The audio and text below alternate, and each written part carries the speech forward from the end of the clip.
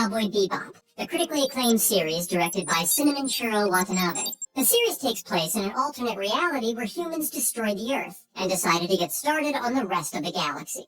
Our protagonist is a bounty hunter named Spike, a former hitman and future lung cancer patient.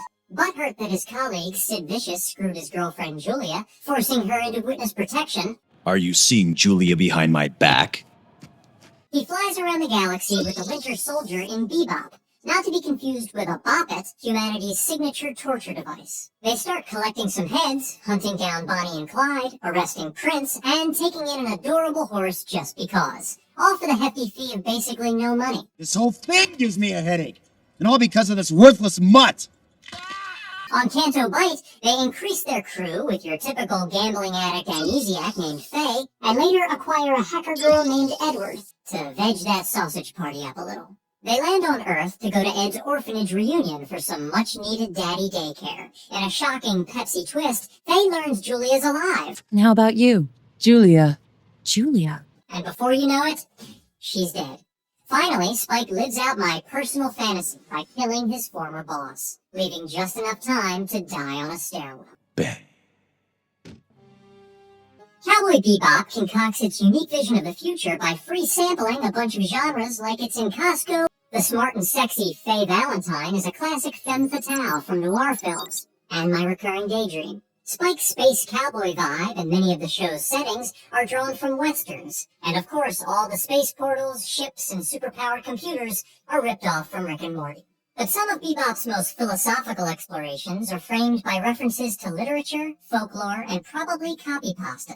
One such work discussed in the show is Urashima Taro, a Japanese folktale about the implications of finding one's purpose through the past. Most of the characters in the show are driven by traumatic events from the bad old days, such as lost torso legs. You wanted to know what happened to my arm. This is what I paid. Yeah, for being too gung-ho and running ahead of the game. Sucky bosses, parental abandonment, and scientific experimentation.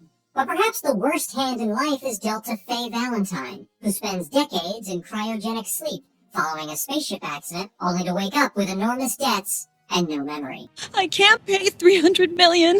It's not fair to revive me and then expect me to pay all that money. I don't even know anything about myself. Which is why, if you're watching this, kids, do not resuscitate me. In the folktale, a young man saves a turtleneck who transforms into a beautiful princess and transports him to the underwater castle of the Dragon King. A real party zone. It was like a palace, and they gave him a big welcoming party. Beautiful women, scrumptious feasts, creams and halibut swimming around. He spent his time there as if in a dream. In lieu of a goodbye smooch, the princess gives him the Tamatabako, a beautiful box that she warns him to never open. Tamatabako? Is that scrumptious too? No, it's not food. It's a big chest with a treasure inside. Upon returning home, Urashima discovers that he's been gone a gazillion years. Distraught, he opens the box, which turns out to contain all his lost time. As it wafts away, he becomes a silver fox. When he opens the Tamate bottle, he turns into an old man. Now I know why. Like Urashima, Faye's years of stasis at the Walt Disney Spa displaced her from everything she knew and loved. Her past arrives in the form of a weird DVD, delivered in a subtle nod to the story by a turtle Amazon delivery drone. By watching the disc and filling in the gaps in her life, Faye at once regains her past and loses it all over again. That goof. I finally remember where it is that I belong. Her lesson and Urashima's are one and the same. Your past is part of who you are, but you can never return to it.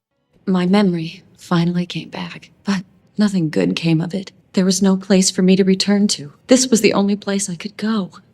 Unless you rent a time machine. While Faye's revelation is sad, the silver lining is that it allows her to focus on what does matter. A present and a future. And hopefully a warm pair of pants. Space is cold. It's a lesson that Spike in particular could stand to learn, as he's a man with an eye constantly on the past. Look at my eyes, Faye.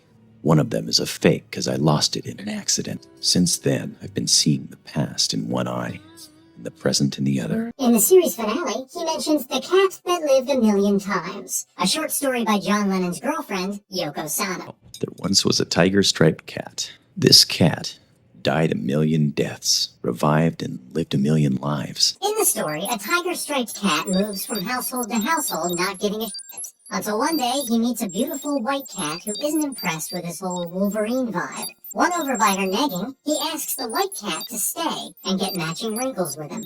But when the white cat dies, the tiger-striped cat is distraught and dies once more, never to be born again, since that's how cats work. The tiger-striped cat is basically Spike's spirit animal. He shares not only the cat's disinterest in personal attachments, but also its survival chops and luscious locks. Over and over, Spike appears to suffer catastrophic injury, only to bounce back.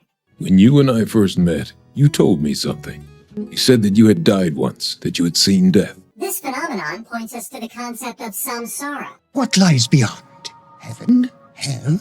Reincarnation? which refers to the belief in some Eastern religions that existence is a cyclical process of life, death, and rebirth, with some suffering thrown in just for fun. The mundanity of Bebop life, coupled with Spike's inability to escape from it through death, indicates that he must attain a new state of being before he can escape the cycle. This here is the stairway to heaven. You know that, don't you? Obnoxious little frog. Which is why I do not want to be resuscitated.